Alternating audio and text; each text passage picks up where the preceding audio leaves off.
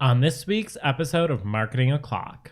Pinch me, I'm dreaming. New tools and features for Pinterest advertisers. Hotels now stay free on Google. Greg starts preparing to play hide and seek with Target ROAS and Target CPA.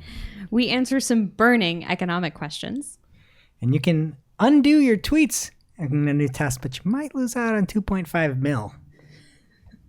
I try to start drama with Jess, but that's not the only beef we cover. Marketing O'Clock is your weekly dose of digital marketing news, a proud part of the Search Engine Journal Podcast Network. We record every week from the Cypress North Studios, located in beautiful Buffalo, New York. Tune in to our critically acclaimed Famous Friday news show for insights, updates, rants, and much more as we cover the full gamut of digital marketing for you. If you want to follow along, just check out our show notes or head over to marketingoclock.com for all of the links from today's articles. And please subscribe so you don't miss a single episode. Hey there, I'm Greg Finn. I'm Mark Saltarelli. And I'm Jess Budd. And it is officially Marketing O'Clock. Here on March 12th, 2021. Remember, you can catch our Famous Friday news show on YouTube or your favorite podcast player each and every Friday morning. All your digital marketing news from the week. Powered by the digital marketing community. And if you want to join in the conversation, and please do, just hit us up. We are at Marketing O'Clock everywhere. So what's up with you all this past week? Anything fun? Anything funny? I have something fun and funny. It's not really about me, but It's always about you, Mark. Thank you. It should be. Starting off with shots fired. It's gonna be a good The show. world does revolve around me. Okay. My dear friend and my roommate's boyfriend started a satire account for Lent as like something to entertain him during the pandemic while we can't do anything. And he created an Instagram account called Lentils, where he posts pictures of like lentil-based meals. And he's like usually not actually eating these every day. And he like followed a bunch of people, and it's mostly our friends that followed it. But his post from the other day actually got like responses, one from a lentils brand and one from an influencer. But the captions he put on these are crazy. Day 20 of Lent lentils. I absolutely cannot believe Lent is already halfway over. Hope everyone has been getting their fair share of lentils in this season. I'll skip to the part that makes it insane that they responded. So he says, this is not for beginners.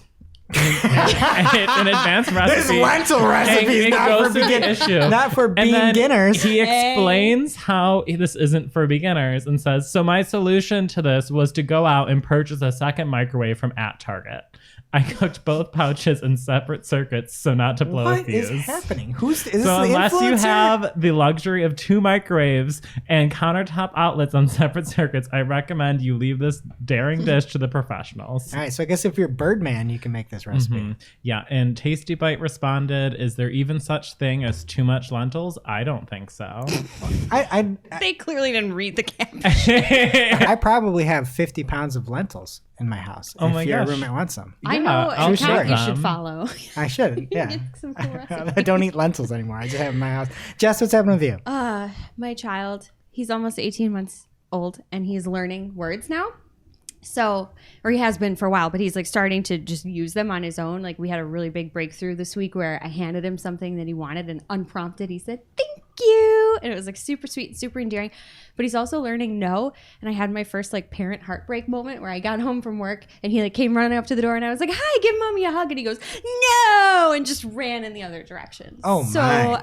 I like peaks and valleys with parenting for me this week. Where's the My peak? heart. Where's the peak with any of The this? thank you was great. All right. He unprompted said thank you. Very polite. Very So my kids, they're 6 years old, and they make the absolute world's stupidest games. And they like entertain themselves. We make them entertain themselves. And so one game they'll do is like, name a baseball team, go. And you have to they'll have to name like 5 baseball teams quick. And then they're like, name a basketball team, go.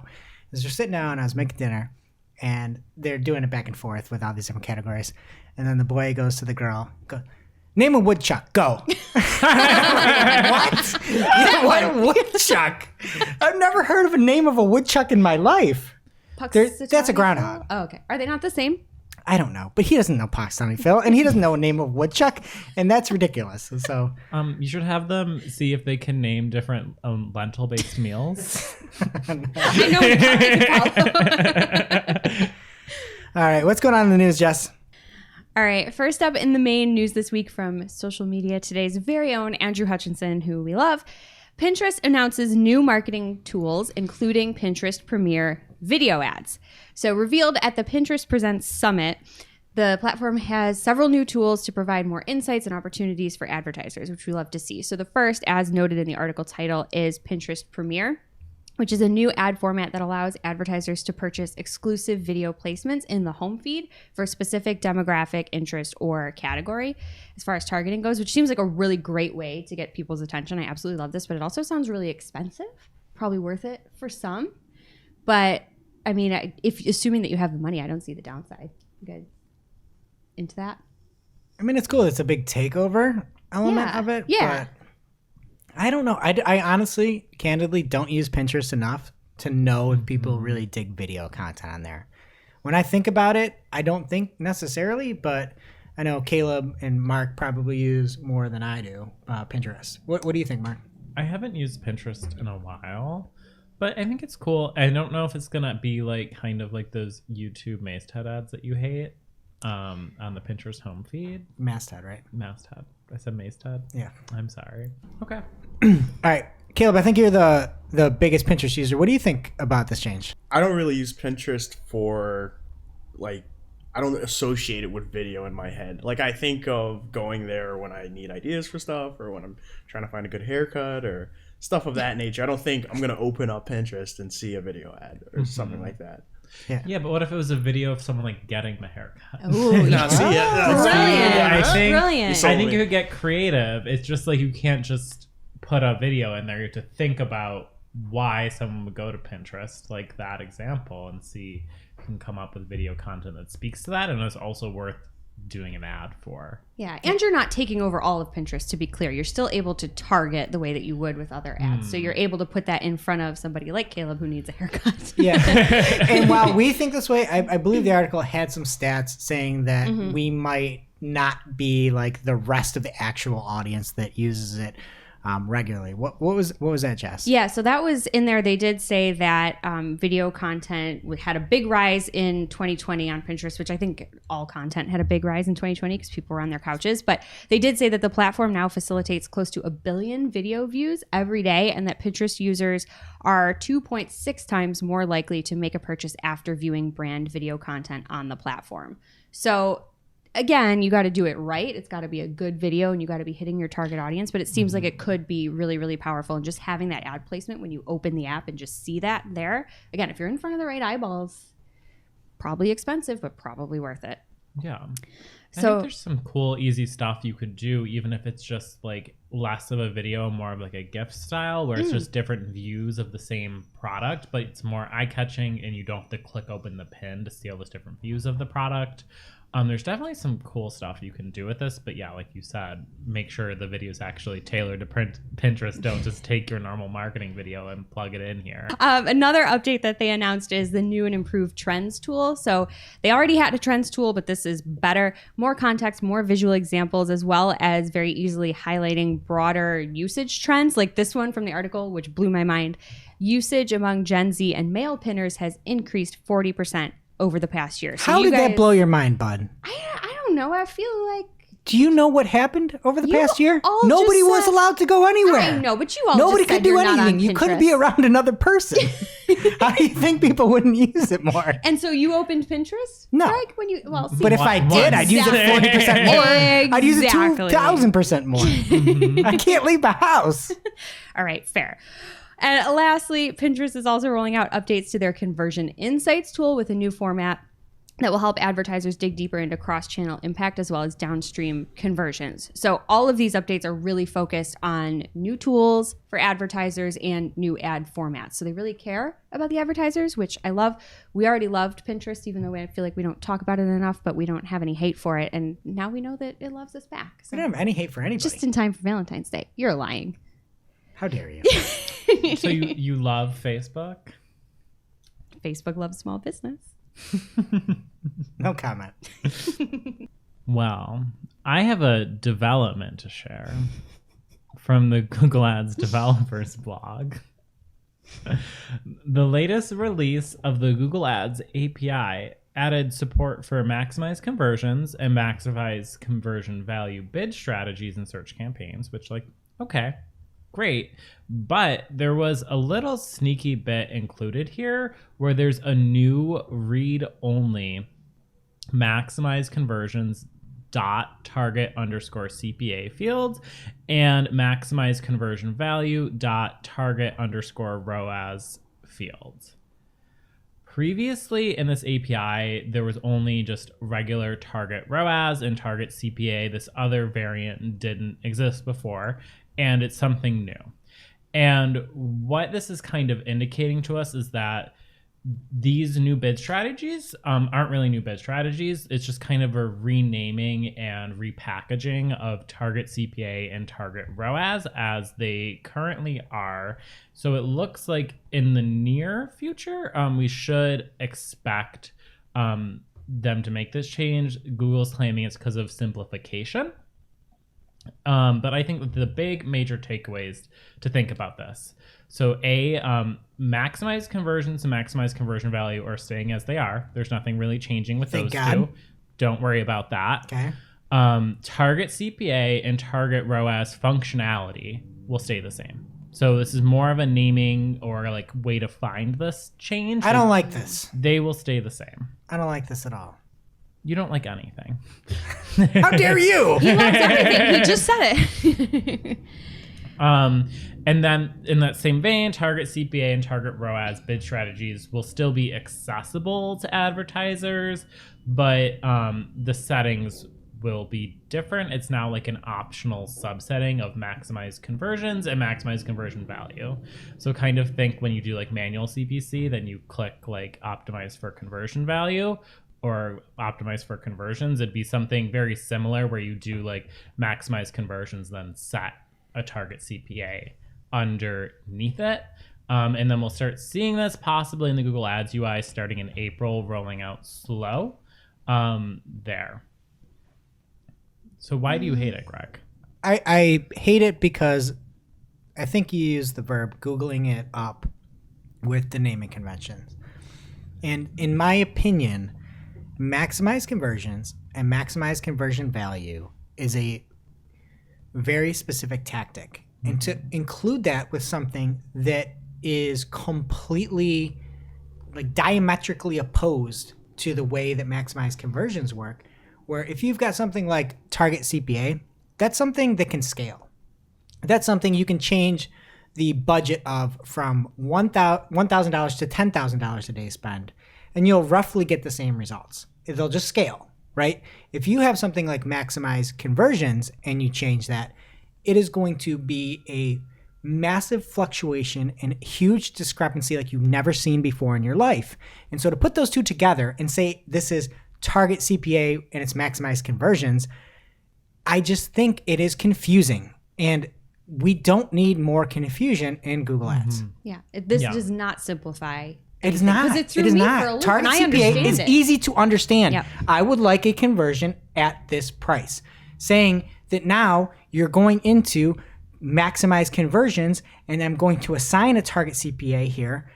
It just, if somebody might not put the CPA in, you might go target conversions. It's just not easier. It's just not an easier approach. I agree with you to a point. I did not have these same kind of thoughts that you had. I definitely agree that like if someone who already uses Google Ads, this is more confusing. But I think for someone who's new, it's like less overwhelming with like how many bid strategies you have. There's only going to be a handful of bid strategies now. And I was thinking of it more along the lines of, okay, like you have maximized conversions. That's going to get you as many conversions as you have for your budget, but then saying like a target CPA is kind of like setting a fence for that, saying like I want you to get as many conversions as possible, but they need to be at this cost. So I feel like from that perspective, it's like a modification of maximized conversions, where in that perspective, and I can understand it from them being like target CPA and target ROAS are kind of like fences or like guidance for maximize conversions and maximize conversion value, because either way you're trying to maximize your conversions, you're trying to maximize your conversion value. And I see your point, and I agree to that point. I still think that it is dangerous to have something be so wild where it actually bids completely different. And if and I will say it's actually a good change, and it'd be completely on that side of it if you have to say, no, I don't care about a target CPA. And if you say, no, I don't care about a target CPA, then it's totally fine to me. If it's hidden somewhere and you have to unclick and you accordion down to get to that specific target CPA, then I think it's a problem. But if you have to say, no, I don't care what the CPA is, and you have to go and like check that, then I think it's fine. But I just don't think that's going to be the case. And it's maybe because sometimes I'm a little bit too cynical. Yeah, and I guess we'll see in April when this starts rolling out to the UI how exactly they decide to package it. My like kind of bad thought on this was like, okay, they're packaging these together. My bad thought was, what if they do this with like get rid of eCPC and this is how maximize clicks is? How dare you? That was my scary Don't thought. give them ideas. We've said this before. That was my bad thought when I read this. No more bad thoughts. Greg, do you have any good thoughts for us? Yes, I actually do. Google is now making hotel booking links in search free. So the hotels used to work like flights, and before that, shopping, where it was pay to play. If you wanted to be in Google Shopping, roughly a year and a half ago now, like seems like a long time, I guess, Google opened up shopping and you could be there organically. Then they did it with flights, and now it's hotels. And from Google, they say, we're improving this experience by making it free for hotels and travel companies around the world to appear in hotel booking links beginning this week on google.com/travel. So it is opening up, and I love that. However, this article comes from Roger Monti over at Search Engine Journal, Martini Buster. And he had this quote. He just said there's one section in there where it's like, Google under antitrust investigation. Google's stated goals for the free booking links is to provide more options to users. But the move to provide free booking links might be related to antitrust issues that Google is currently facing. I don't think that's the case. I personally have used shopping more when everything's included. It's a better experience. I don't want to just shop through ads. Right. And I think people see that too. Like, what are your thoughts? No, I honestly really like this because back a while ago, I was using Google Flights and I was like, oh, this is great because it just pulls everything in. I have to go to each airline. And then I realized that Southwest wasn't pulling in, and those are going to be like pretty cheap, but like still like reasonable comfortability, right, where it's like I can get a deal without going on like Spirit or Frontier, you know, and those weren't pulling in. It was only like JetBlue and Delta and United and Spirit. And like, it makes sense. Like that's why, because Southwest wasn't paying for it. Exactly. So I love this. It's a much better user experience. And I think, like you said, it's much more of them improving the usability of their product and actually making something useful like they did with shopping. Yeah. And it's almost like Google took a page from the book of Google search, right? Like, it's like people use it because it's got everything and it's the best. Yep. And people wouldn't use Google wouldn't be a verb or a noun. Oh, I guess it would be a noun because it'd still be a company. But it wouldn't be a verb if if it wasn't the best search engine. Mm-hmm. And good, make the best shopping, make the best travel search, make the best hotel search. I'm all for it. And then they finally said, over time, we'll continue building this open platform so that all partners will have even more opportunities to highlight their information and help people book a flight, find a place to stay, or explore a new destination. So I dig it. I mean, it would have just been nice maybe 6 months ago when hotels were really hurting, but yeah, hey. No one was searching though. Right? That's true. Yeah, true. This is just in time for the holidays. People are starting to plan trips like you. Just in time for the summer holiday season. Yeah, exactly. Christmas in July. Now it's time for this week's Take of the Week. This is a #fire digital marketing take with extra spice served up for you. We simply deliver the take for your consumption. We give no opinions. We don't influence. You make the call. And this week's Take of the Week comes from Kyle Munson at Kyle W. Munson on Twitter. And Kyle says, I'm planning to open a restaurant called Close Variants. We plan to get your order mostly right each time. If you have any dietary needs, please know that we only reveal some of our ingredients, and only if those ingredients have been ordered by a significant number of customers. It seems like they serve some spicy food there. And now it's time for this week's ICYMI. This is something you just might not have seen. Maybe something that you overlooked? But you shouldn't have. ICYMI people from John Mueller at John Mew on Twitter. That's MU. Unplanned outages are stressful enough. Here's how to win a bit of time. If your site is completely down, serve 503 for all requests ASAP. You can show a user-friendly page too. If your host is down, point your DNS to a temporary host that just serves 503. Serving 503 to all requests gives you a day or two before search starts dropping URLs. More at Google. He gives a link in his tweet for various articles and blog posts to help you out. And it says 503 first, then breathe deep and find something that works for your site. I'd also go for a run and eat chocolate. Like, great move. Like, really giving yourself the time to, like, figure out what the actual solution is. This is great to buy you 2 days of time to figure out what you need to do. Yeah, I might run to your server room, though. Like, when you're taking that run, just head on over to the data center. Yeah, bring the chocolate with you. Be solving problems. Don't ignore them. Mm-hmm. Take time to think. Take a shower thoughts. Yes. And then he finishes out that thread after the shower thoughts. And if it takes longer, we'll start dropping URLs from our index that's pretty much impossible to avoid. We'll pick them back up once we can recrawl them with useful content. There's no outage reputation loss. We understand things sometimes go poof and can come back too. This is a fun little thread. I know. I like Lots of joy. Yeah. Useful too. Not to undermine that, but very cutesy and happy. And I feel like everyone needs just a little bit of stress relief right now. So this is a way that if this was to happen to you, you would be able to avoid some panic and some stress and be able to figure out the right solution to the problem. Yeah. Now it's time for this week's lightning round. Pew, pew. At this point in the show, we split up our content into 3 parts: paid, organic, and social. This week in the paid news, we don't have too much, but we have been graced by Andrew Hutchinson at AD Hutchinson on Twitter. And speaking I of haven't made the Twitter- Clocksker Awards yet. I have to send him a Clocksker Award. I have sent Ginny one now too. I gotta send. I have to cut them out, and they're actually like Clocksker Awards, and I'm gonna have to like message him and be like, Andrew, we've got a Clocksker Award coming for you. And Please keep all the he's news more coming. than earned it. He's I Keeps our know. show alive. He's gonna be like, practically who a are co-host. you? Leave me alone. C and D, and here's what. Do you have him in organic? Because he's in every season. The main news, the social, the don't paid know. this week. All right, sorry. He's like underdog. He's everywhere. He's everywhere. All right, what does he got this week?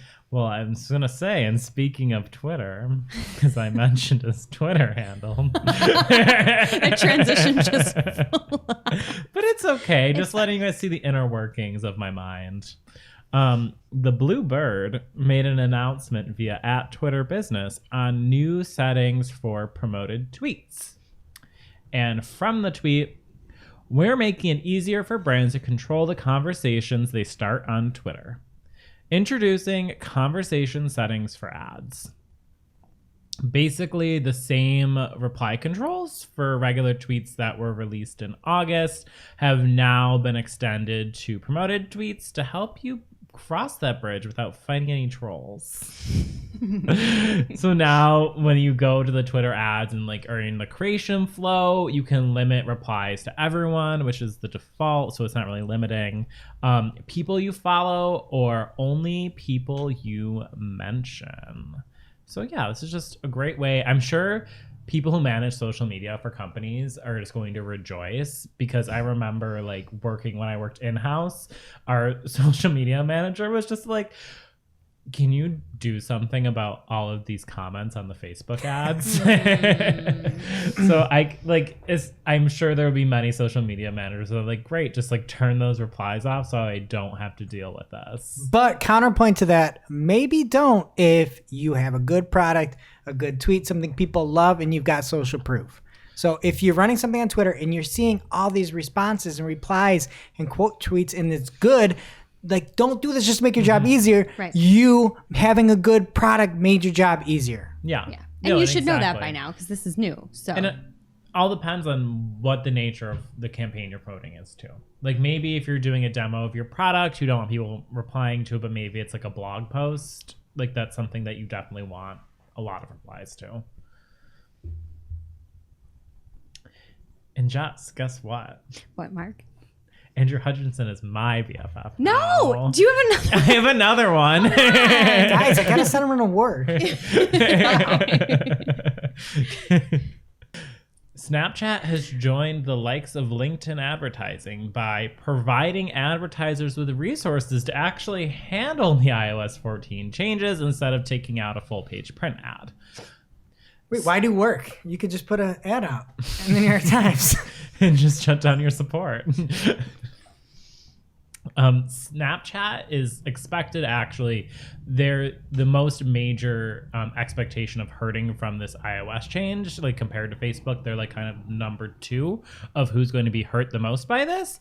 And they are kind of swallowing that pill, and they're openly embracing it. And they publicly stated that they think increased privacy is a good thing, and they are all about it.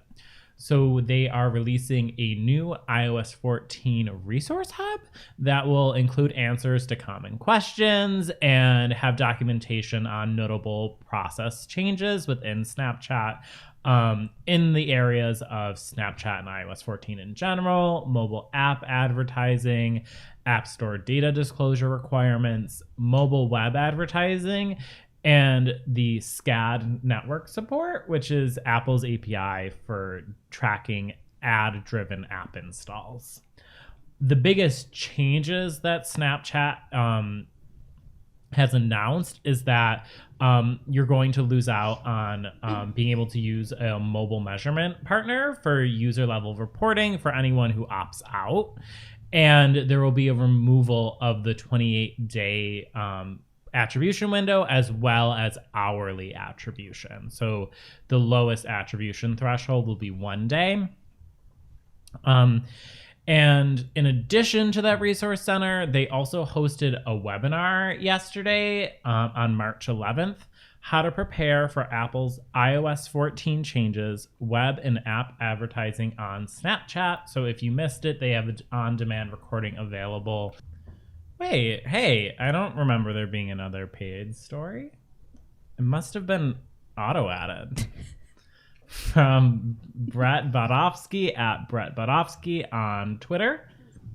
I've seen the auto-applied recommendations control center, but this is new to me. It looks like the beta lets you enable some of the same features directly in the Google Ads UI. Not saying I'll use any of this, but it's good to know it exists. And that is how I feel about a lot of new Google features. It's like, thank you, but no Thanks, thank but you. no Like the recommendation score. But yeah, it's cool. He shows a screenshot of the interface, and there's like the bidding and budget section where you can select all the different bid recommendations and see if you would auto apply them. I would not select any of them. And there's also keywords and targeting and ad settings that you can select which recommendations you would auto apply. The only recommendation I would auto apply is to not auto apply any recommendations. That's on there? Brilliant. It's hidden. You have to click through 20 pages to find it. Well, I guess we're going to dismiss that and move on to organic. All right. And first up, by way of Barry Schwartz of Search Engine Roundtable, you can now see device and platform breakdown in your Google My Business Performance reports. Technically, it is called People Who Viewed Your Business Profile section. And it's going to be on the left in your Insights tab. And it gives you a breakdown of who found you via Google Search, Google Maps, and then by desktop device or mobile device. So you can see exactly where they came from. And Barry screenshotted it from his Google My Business account, which never fails to crack me up when I look at it, because the top searches that sent traffic to Barry's website was Rusty Brick, Space Brick. I'm going to leave the third one because that's the funny part. Fourth is Rusty Brick Inc. And then fifth is his address, 250 West Nyack, well, New York. I don't know. He put it out there so I can say it. It's his business address. But the third one of how people found him is just the term Google. And that's amazing. Every time I see it, I love it. It makes me so happy because that's like him. And again, check out that Azim Digital Ass episode with Barry Schwartz where he talks about putting his laptop right by his bed at night. It's amazing. And if anybody deserves to rank for Google, it is Barry. And I'm surprised he's not liaison of something yet after everything else that's happened with everybody at Third Door. Anyway, pretty cool. I would like to see Christine Zernheld and the Google Ads complete guide rank for Google. That would be very nice. Yeah, talk to Barry about this. So maybe I'll 301 it on over.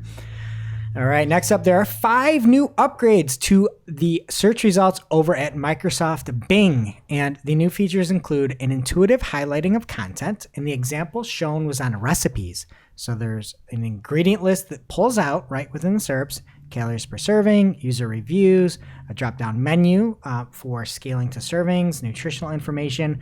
But you still have to click through to get the full listing. But it kind of gives you a little bit of a hint there, hence the intuitive part of it. And that is just one example, but I do think they're cooking up something good with this, and it may roll out to other things like home improvement or creative projects down the road. Next up in the second element from Microsoft is integrated visual search. And while you're browsing through the card-based results, users will be able to instantly conduct a visual search to find a similar looking item. And you can do this by hitting a button that looks like a mirror flipped logo of Instagram. It does. If you're looking on YouTube right now, you'll be able to see this. It looks like an Instagram icon. They copied the copiers. So you can hit this weird fake Instagram button and it'll find other images like this, sort of like a tin eye or something like that, like a reverse image search, which is cool. That is really cool. They just need a better little icon. Yeah, well, hey, if it works. If it ain't broke, don't fix it, right? I mean, just get a good lawyer. Really, though, they Gates. should have just put the TikTok logo because that's what Instagram does. All right, and then expandable carousels are being upgraded, so additional information will show when a user hovers over the result. One of the things that is my favorite, the fourth element of this, is that there's infographic-like SERPs. And I'm like, this is total hyperbole, that you think you can make an infographic in the search results page. Go to Bing, type in giraffe, and look what you see. It is on the side a beautiful illustration of a giraffe. I did some other things. It pokes its head out of the top of it. It is so cool. It's really nice. I totally dig it. And to me, this is like, when you look at this result, you're like, this is more than just a search result. And it's more than just a knowledge panel. It's like, it's beautiful. It's beautiful. And you love giraffes. I did. You got to watch out. They get those. And it's not actually hair. It's cartilage. The person that told me it was hair was lying. Just for the record. Yeah. Yeah, I forget what the nubs. Entire giraffe isn't made of hair. No, the person's like, it's tightly intertwined hair. No, it's cartilage. I'm like, I looked it up and I'm like, I don't want to give people bad information. He was referring to Scary Spice. Yeah, well. All right. And then next up, the last element that is being added are richer results for local queries. So if you're doing something that is like things to do in Seattle or Eiffel Tower, there's going to be a search engine results page with aggregated information from multiple sources, and you'll be able to expand on that. So all awesome stuff from Microsoft Bing. All right, next up, you may see some short videos showing in your Google search results pages. And this also comes from Barry Schwartz over at Search Engine Roundtable. And spotted in this short videos section, it's a carousel, swipeable carousel. You can see TikTok and Instagram videos as well as Facebook videos as included. I didn't actually find one that had YouTube videos, which is surprising. Maybe because nobody uses YouTube Shorts. They couldn't push it if they wanted to. Anyway, cool to see that they're bringing in more of that content, even though I could care less about short content. I think the future is what they do when they cut all those videos up and send you directly to a point. I want the long video, not the short video. And then again, to do this, the example was the Olympics. So if you want to see it in action, go on your phone, type in Olympics. And the first thing that came up for me was the 2020 games and the date of its time when it happens, which was like June 2021. Can we just call it the 2021 games? Yeah. It's not 2020 games. Kids in like 20 years are going to look back and be like, wait, this is wrong. Like, We missed it. We missed a year. You missed a year. No big deal. Take this opportunity to be unique and stand out. Be an odd number. And I hate odd numbers. Unless, did the people that made it in 2020 get grandfathered in? Is that why? It's just that the 2020 games are delayed until 2021. Let's just call them the 2021 games. I don't like because it. a lot of events have done that instead of like canceling. It's just like postponed, so they don't have to like give back any deposits. Oh, I'm well aware of that. So that's if they call the 2021 games, they'd have to give back everything. Okay. Well, and lastly here we have from Dylam Tayari over at Tayari CS on Twitter. Twitch has added automatic brand safety score, which grades how brand friendly every streamer is based on things like chat behavior, ban history, manual ratings by Twitch staff, games played, age, auto mod, and more. And check out the tweet thread if you want to see that full detail. Pretty cool. All right, Bud, what's happening in social? All right, first up in social, what would be main news if only if we're rolling out wide, but it is not. Twitter is testing a new undo option for tweets, and you heard that right, but remember, it is just a test. Discovered by Jane Mansion Wong, who discovers everything. She's amazing.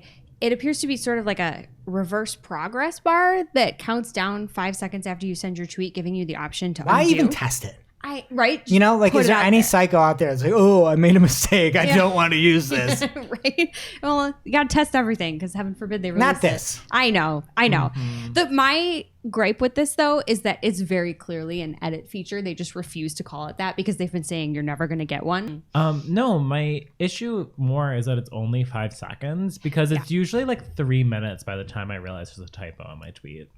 So a few months ago, we talked about the new community management certification course to help Facebook group admins build their skills and grow their communities, which was awesome, but it was originally released only in English. So now, as of this month, the program will be also available in Arabic, French, German, Indonesian, Portuguese, Spanish, and Thai. So, muy bueno. Love to see it. And TikTok cares about small businesses and didn't have to take out an ad in the New York Times to prove it. The platform announced its first ever Ready, Set, Grow summit for small and medium businesses. And it's coming up real soon here on March 24th. And they're touting it as an ongoing day of unlocking TikTok's magic and dispelling TikTok myths. So that's fun. Puke. Yeah. Yeah, it sounds like a trip to Middle Earth, but it is free. So if you are thinking about getting your brand on TikTok this year, probably check it out. It costs you nothing, and if you hate it, you can leave. So for those that are already on TikTok, you'll be happy to know that their Q&A feature is being rolled out to all creator accounts now. So you do have to turn it on. It's not just going to automatically be there, but just pop into your settings and do that if it's of interest to you. Next up, by way of a tweet from Crystal Cuenta, it's at Crystal Cuenta on Twitter. Twitter will remove support for some timeline embeds on websites in June. And the platform is retiring likes, collections, and moments embeddable timelines as of June 23rd. This is according to, of course, Andrew Hutchinson from Social Media Today. And according to Twitter, the reason that these are being retired is just due to low usage. So hopefully none of our listeners are too sad or crying too hard about that. Keeping the news via tweets rolling from 2019 BFF of the show, Glenn Gabe, and I quote, "Short videos everywhere. Happy face," which he did manually versus an emoji, which I love. That was not part of the quote. Getting back to his tweet. Facebook is doubling down on Reels. Facebook is testing a new opt-in feature for select users in India that will promote their Instagram Reels on Facebook. End quote. I just want to know what Facebook is doing. Why Like even have Instagram and multiple Facebook are not apps? the same. Exactly. Stop doing this. People on Facebook probably don't want to see Reels. My mom doesn't want to watch me throw cheese. Nobody at a wants to see pillow. Reels. True, but especially Facebook users, right? It's an Instagram feature. Keep it there. Facebook's for adults. We don't need Reels. I We don't need Facebook. We don't even need any of it. Let's get rid of it all. What's next? His younger cousin was doing a project for school and needed to like get a Facebook or something, and was like asking him how Facebook worked. Aw. Yeah, the Poorly. kids don't use Facebook. Poorly. All right, well, let's stick with the ad platform that nobody loves. Facebook is expanding that see fewer ads about social issues, elections, and politics feature to more than 90 additional countries. So to be clear, this feature does not remove the ads entirely. It just limits the amount that a user perfect. sees. Yeah. Just let it removed. I have nothing to say about that. Just get rid of it. It'd be nice if you could take that filter and just put it on people too.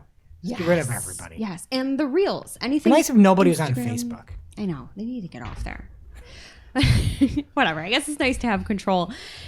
And something that got a little out of control this week was a test that Instagram did where they were removing like counts. They're not removing them, That's but they where we're went at now. private. We're removing them, then we're adding them back, and now it's back on removing. And now we're back on removing, and it hit a lot more people than it was supposed to, which is what the drama is. But do you care? Because I don't. We can move on. Yeah. No, I just want them to make sure that the next test is adding back. Well, people may have the option, and then they can choose what they want to do. I really don't care, Greg. I'm You're just asking hard questions. I'm just confused and I don't like it. Perfect. Do you know what you might like? Somebody is using your name.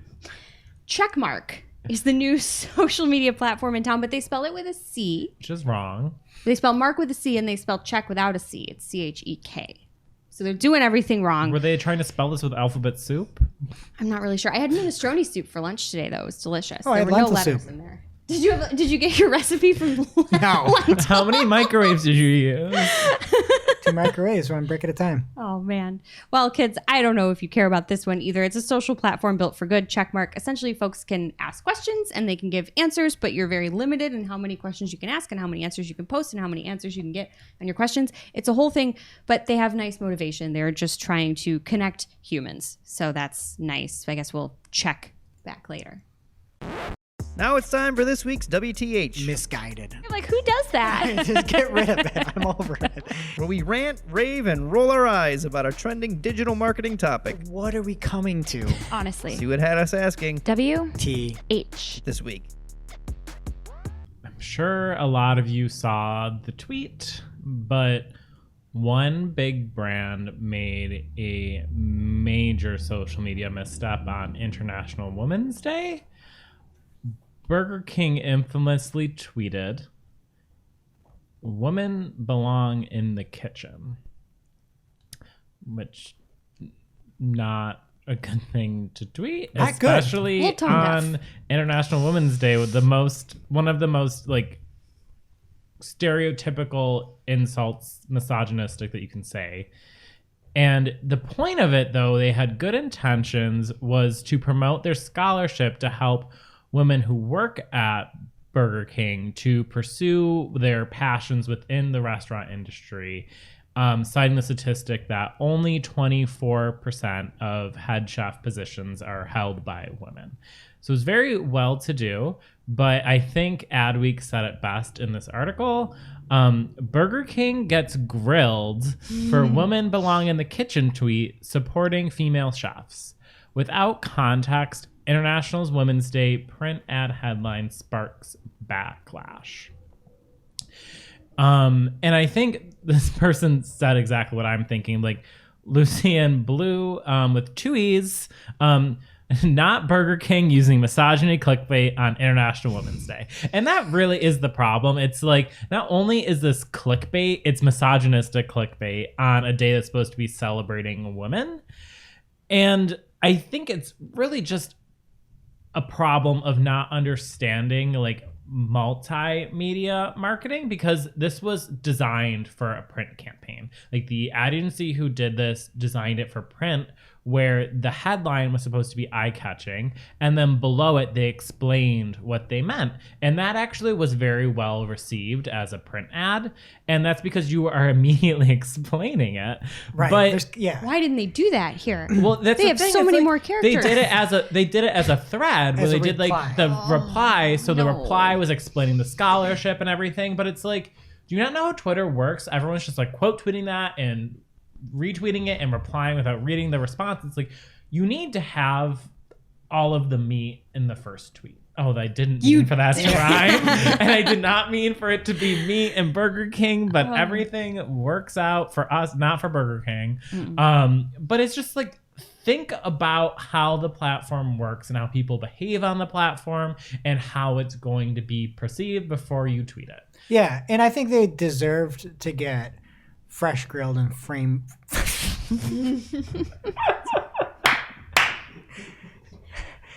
Yeah, and I think they deserve to get fresh grilled and flame broiled about this one here, because to that point, yeah, all they did is put the attention in the AIDA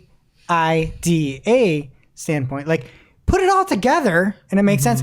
And I get that they're trying to get attention to a problem, which is a legit problem. They're just doing it in a way that undermines everything they're doing. It doesn't make any sense to go that route. Just hit enter twice and say the rest of Yes. it. And it has to be... Or say we want to keep them there or something. I don't know. Yeah. I would get rid of the whole thing altogether if it were me. So I'm not like advocating for this, but there could be something. The worst possible execution. Oh, yeah. The worst possible. Yeah. All right, and on to our segments here today. We have an NFT NFW, which you'll have to Google the NFW. It's no something way here. But from The Verge, Jack Dorsey is selling his first tweet, which, hot take, stinks. His first tweet is just setting up my TWTTR, because that's what the domain was back in the day. And anybody have any idea how much it sold for? Oh, I saw it. Top bid, $2.5 million. Get lost. Anybody can see it. It's so stupid. I don't get NFTs. I buy them and just sell them. But I don't get it.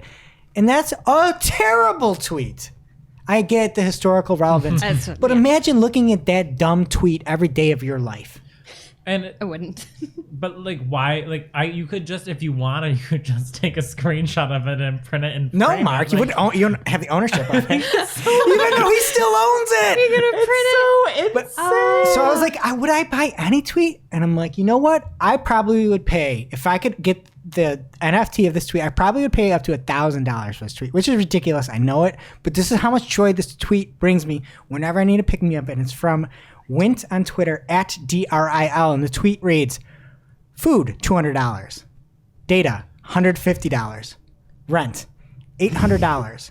Candles, $3,600. Utility, $150. Someone who is good at the economy, please help me budget this, period. My family is dying. And then the best part, I would even buy this follow-up tweet too, probably.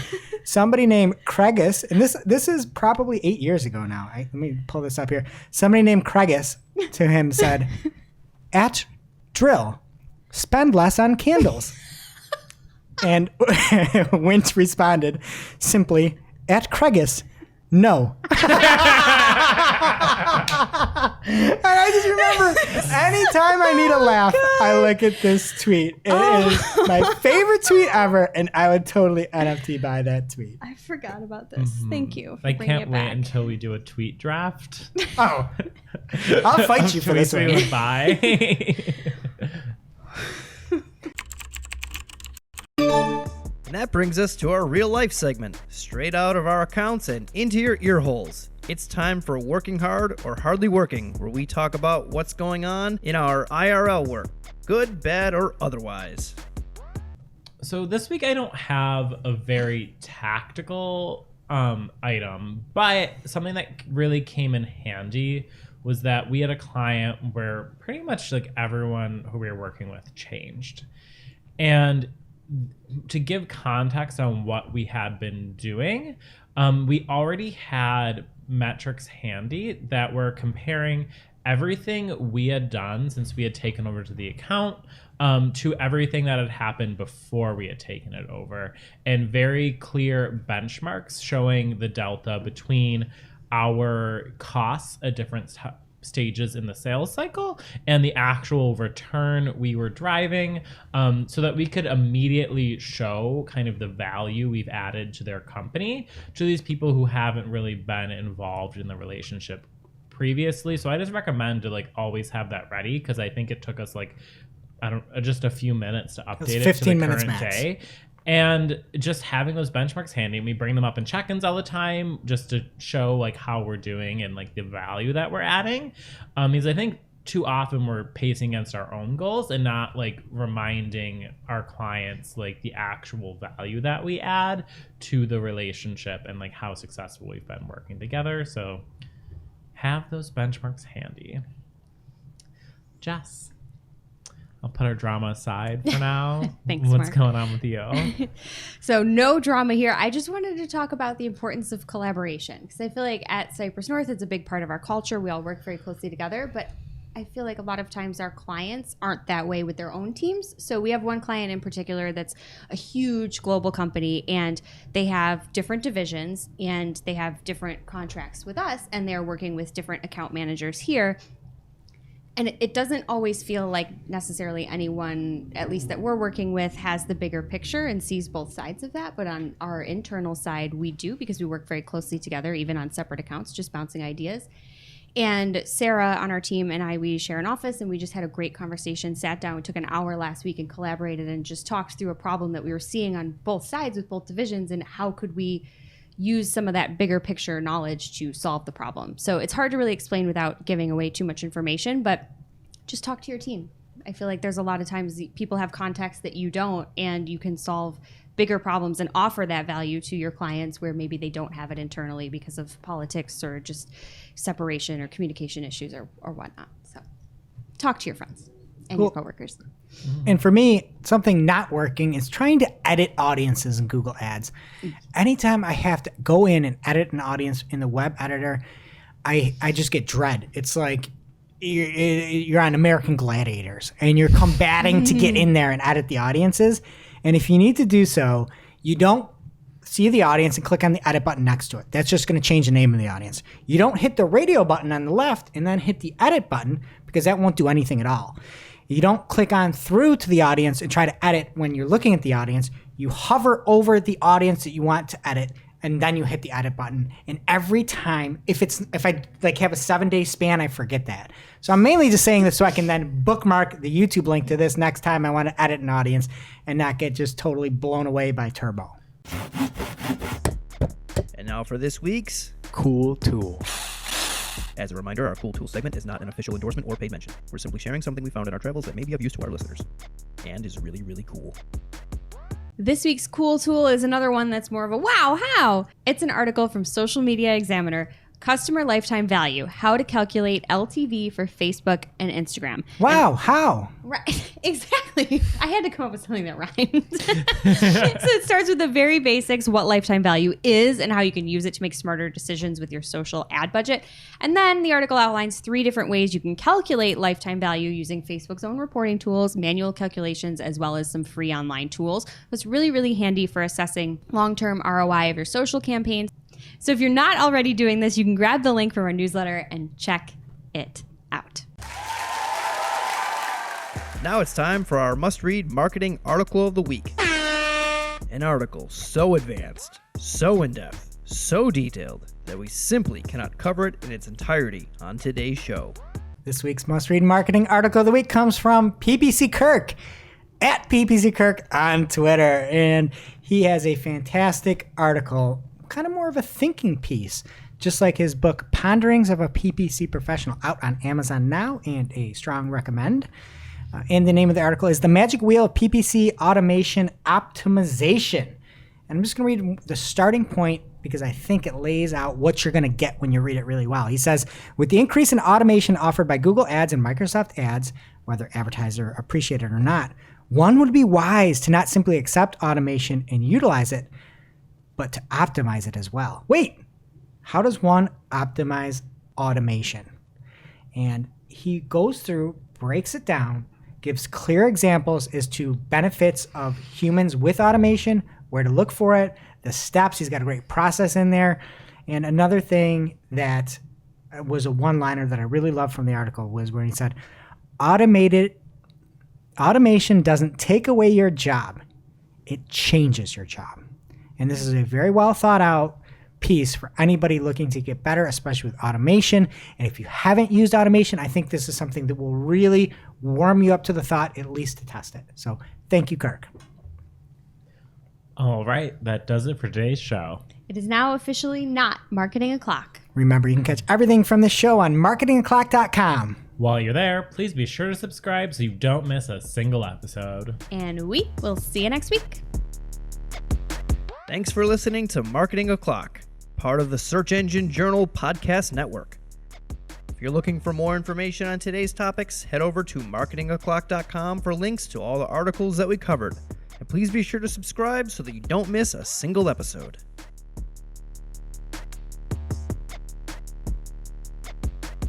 Welcome to this week's Shooting the Hack, where after our famous Friday news show, we don't talk about marketing anymore. We just shoot the hack. And this week we're playing everybody's favorite game, a draft, where we get to choose 4 different items. And this is and I held up 3 fingers, but 4 different items. And we are going to do a snake draft, a serpentine draft. So whoever starts first goes all the way 1, 2, 3, 4. And whoever gets 4 gets 5, and it goes back to that first. So we are going to start, and Caleb, you are newest here, so you can get the first pick or the 4th and 5th pick. What would you like? I'll take first pick. Okay, Caleb, you have the first pick. First of your 4 fruits is what? Grapes. Okay, and are we going just grapes, or are we going a variation? Listen to your heart. So you're not like a Listen, yeah, muscadine. You're not when like a it's calling for you. muscadine grape? Yeah, I think I'm just gonna. Great. Say just grapes in general. There's a lot Good easier pick. than- Solid, because you can turn it to wine. Exactly. There's a bunch of grapes. Mhm. He could have But chosen wine from. isn't solid. But he can You turn said it into. solid. Oh, I see. It's all about flexibility. Are we doing yeah. a fruit draft? Did we tell the people it's a fruit draft? It's a fruit draft. It's a fruit draft. That is a very strong pick. Okay, This isn't a sports draft. so we'll go around. Mark, you're next. Oh. I'm going to say blackberries. I love blackberries, and I love putting them in wine. Wow. I think a little bit of a reach. Blackberry, second pick. Yeah, phones aren't fruit. Wow. All right. I'm changing my answer. I know, Greg, you want us to pick specific variants, so I'm going to pick the blackberry curve. Yeah, get a heritage or something good. Okay. All right. So I'm going to take Caleb's route because I think he knows how to play a draft. So I'm going to pick it up early, even though I know you don't know how to play chess. I'm going to go with an apple. And if I have to be specific, I'll go Empire apple, but apple. You don't have to be specific. Empires? Not Okay. the apple. Or Honeycrisp, whatever. All right. So I'm with an apple because I can make pie. I can eat it right off the tree. I can turn it into cider, and I can turn it into hard cider. So I have to get that before you do, because I think you might try to get it for the hard cider. Was not even on my list. None of the things. Of you course. said What did you have on wrong. there? And there's like a few bad apples. Is it my turn? Yes.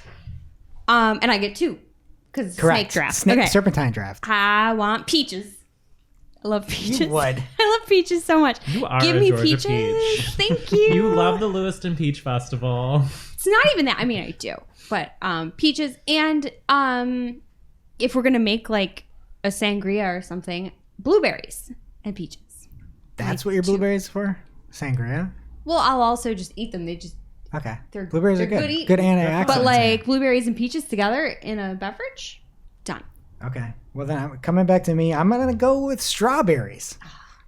I love a good strawberry. You can turn it into jam. And I would argue that picked fresh, a strawberry, just eating it is one of the best things in the world. Absolutely. All right, Mark. I'm going to say watermelon. It is delicious. It is juicy. I love using it for cocktails. It's very versatile. It is. It's not versatile. Sure, You can't make a watermelon pie. Try. Watch me. But you can make a watermelon margarita, which is pretty damn good. And is the fruit of summer. There is nothing as refreshing as a slice of watermelon. And they're humongous. All right, Caleb, you're up. I'm gonna go for grapefruit without a doubt because Whoa. breakfast item, juice it. You can eat it as a snack. It works in a lot of different contexts. Wow. All right, no argument on that. Underdog. You get another one, right? Oh, You get right. So it's on you. So you currently have grapes and you have grapefruit. Is there any other grape-related fruit that you can get? Grape seed. No. I'm gonna say banana easily. Okay, Cavendish? Yeah. Cavendish. Get out of here with your Cavendish banana. Okay, that's For my crypto, you That's know. my favorite country. That's a strong 3. You Banana got, Republic. all right, Mark. What is your third pick here? I think I'm gonna pick snozberries. They're a fun fruit from Willy Wonka, and they taste like snozberries. All right, that's your pick. You got it. All right. Well, I'm still surprised that this fruit is still here for my third pick. I thought it was an early 1 or 2 rounder, and I'm going with the tomato. One of the most well-rounded fruits. You can use it in sauce. You can use it on pizza. You can eat it straight. Amazing fruit. I wanted to say tomato so badly, but I didn't. I was gonna get killed on technicality. No. You would have. You would have been killed on technicality if it was a vegetable draft, but it's a fruit. It's a and fruit. I actually did have that on my list. I just didn't think anyone else would pick it. Oh, Yeah. my. And I actually did eat it like an apple once as a child. I just ate a tomato like an apple. I mean, you So can you're do right. that You can eat it with straight. the right season. Like if What? you get like a good August tomato. Bring your Sure, margaritas it's over to my house for pasta later. All right, Jess, what's your third pick? My third pick, I want wild berry, whatever they put in the Pop-Tarts. I don't think that's a fruit. I think that's like some of your blueberries, some of Mark's blackberries. I want it. All right, and then your final pick. Oh, I get another one. It's clementines versus cherries. I gotta go clementines. You peel them, you eat them. They're cuties. Clementines. Wow. Oh my darling. Wow. Okay. Well, I didn't think that cherries would still be on the board, but I'm not going to go with them because I don't like sweet cherries. And if we have to go the whole bracket, I only like Rainier cherries. So I'm going to go with nectarine. Is that different than a clementine? A nectarine is a phenomenal fruit. It is peach-like. It's in the peach family, but it's classified differently. And so if you get a nectarine, like a sun glow or something like that, phenomenal. And it doesn't have the fuzz like your first pick. I like the fuzz. Not me. I don't want the fuzz in my fruit. Like go lick a kiwi or something then. Ew, not that much fuzz. Peach fuzz. Oh God, Mark, your turn. Mm-hmm. Yeah, I mean, I'm thinking about cherries because I love a Luxardo cherry in my Manhattan. Of course. But I'm thinking what I'm really missing to balance out my fruit draft is I've got like a berry, I've got a nice fun fruit, I've got an imaginary fruit. Blue raspberry is my second choice. But what I'm missing is a very portable fruit. So I'm in between 2. I'm in between a pear and an orange. And I think I'm going to go with an orange because... Far more portable than a pear. It's in a container. All right, Caleb, your last pick, your fourth fruit here. All right, I'm gonna go with lemons. Easy. Who are you? Great pick. Lemonade? Versatile. You can put it in a pie. You can make creams out of it. I'm with him. Lemonade. You can put it on your Lemon is fish. fantastic You're flavor. a real citrus Oh, guy. you need yeah, it. absolutely. Okay, I could tell. Okay. But yeah, eating seafood without lemon is different. Yeah. Like lemon's important. It's tragic. All right. So, Caleb, what are your 4 fruits? I think I went, oh brother. I had grapefruit. Grapes, grapefruit, Grapes, grapefruit. Banana? banana. Banana and Lemon. lemon. So it either they have grape in there or be a yellow fruit. All right. And Mark, how about you? Your 4 fruits. I had blackberries, watermelon, snozberries, and oranges. Ridiculous. I like how Me? that's like how the way you classified it. You like went through everything at the very end, but it's like you put snozberries in there. All right, so I've got an apple, I've got strawberries, a tomato, and nectarines. Jess? I have peaches, blueberries, wild berry, and clementines. All right. And so anybody can respond over to Twitter and just mention who won that was the name of Greg. And we will see you next week. Thanks for watching this episode of Marketing O'Clock. If you're looking for more, we release new episodes every Friday with all the digital marketing news of the week. You can listen and subscribe wherever you consume your podcasts. Or click to read all the articles from this show or watch the previous episode.